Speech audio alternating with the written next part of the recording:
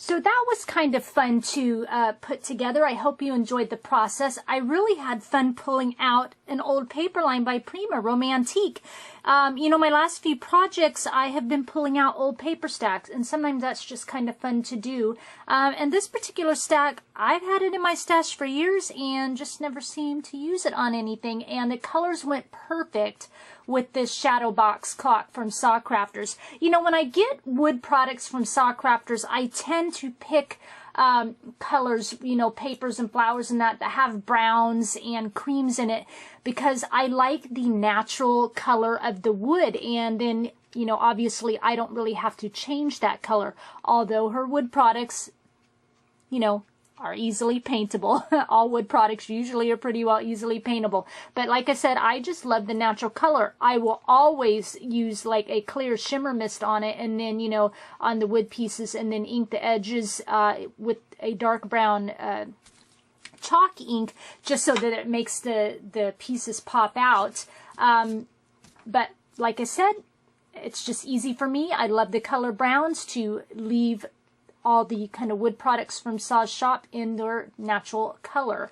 So anyway, you saw me pull out the paper, used a little bit in the back, and then on or in the back of the clock, and then on the very back, used it back here. Didn't do anything, of course, to the back, just left it plain. The sides, because the wood products come from SaCrafters, you know, when she cuts them, I love the smell of the wood when I get them from her, but they will always often have, you know, they will have the dark edge on the side. And that, of course, was the case with this, but I used that Lindy Stamp Gang Mission Bells brown spray and just kind of shimmered it, because it was pretty much the same color as this yummy chocolate of the wood. So that's what I did along the side.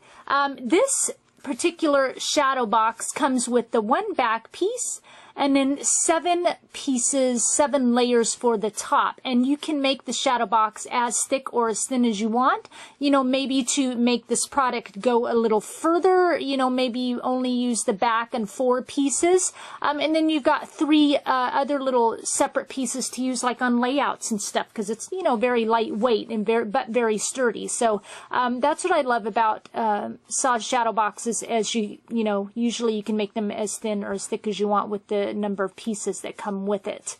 I wanted some moving parts on this project, so I don't think you saw me do chain on the start to finish video, because, you know, it's not very fun to sit and watch me, you know, jump rings and chain to stuff. But anyway, so I added just some chain down here, this real pretty chain that I got. I think it's Blue Moon from Joann's. I added it to this Woodward from Sa's Crafters with a jump ring and brought it down and around, and I hooked it to this real beautiful metal ornate frame by Tim Holtz. And then from that, I hung this Woodward from SaCrafters that says Wish. I kind of wanted this to be like a quote, you know, so it's live, imagine, and wish, or imagine, live, and wish, or wish and imagine and live, however you want to say it. But anyway, so that's why this Woodward from SaCrafters live, the Woodward imagine, and wish. So in the very back, after I layered down the Romantique paper, that spring that you saw me use actually came from a set of earbuds that I had. They were retractable and that stopped working, so I was trying to repair it, and then the whole thing came apart and that large spring came flying out, and I was like, I think I'll be saving that for a project. And of course I did, and that's what I used here. Because even though I didn't make this to a working clock, as a lot of you might have thought I would do, but psych, I didn't.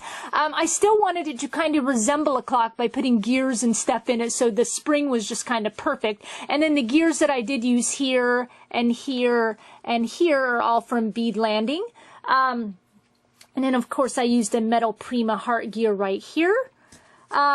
In the back, I used a bunch of Prima flowers from the Something Blue collection, Timeless Memories. They were the perfect shades to go with that romantique paper. And then also some Wild Orchid Craft flowers in there. This metal this metal Roman numeral is by Prima. This ampersand, a little resin piece, is also by Prima, as well as this light bulb. And then I don't know if I showed you, I might have done it off camera, but I needed to put my XO on there. So there it is. Barely, I'm sure you can see it, but I rubbed it right onto the light bulb there. A little X and O.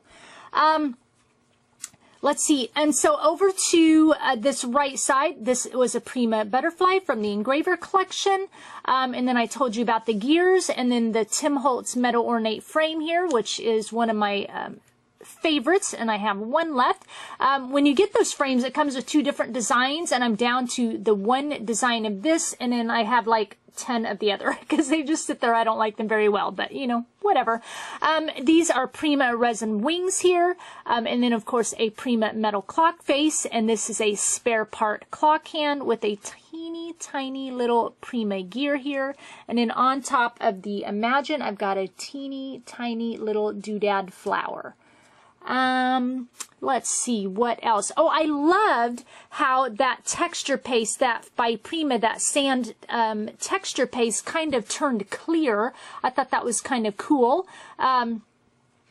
And then I used the Lindy Stamp Gang to kind of darken it. You do a couple of layers to darken it in areas, so where I didn't decorate it, it kind of just looks like it has something there. And then that was the first time I kind of worked with those little tiny beads by Finnabar, those little Art Basic glass beads. I thought they gave this project a very romantic touch because I kind of wanted this to be kind of vintage romance.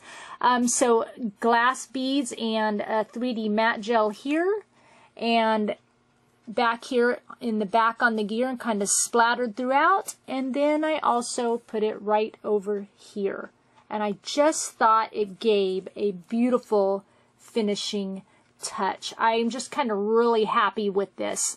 I will have the links all down below to SaCrafters, as well as a coupon for a percentage off your order. I believe, and forgive me if I'm wrong, I believe it's 5% off $30, and the coupon code is LindaFans, all in caps, but I will have that down below in the description box. If I get to it, I will have close-up pictures on my blog. Otherwise, you can pretty much find pictures of my projects on my Pinterest, and those links will be down below. I thank you for sharing your time with me, and I'll talk with you again soon. Bye.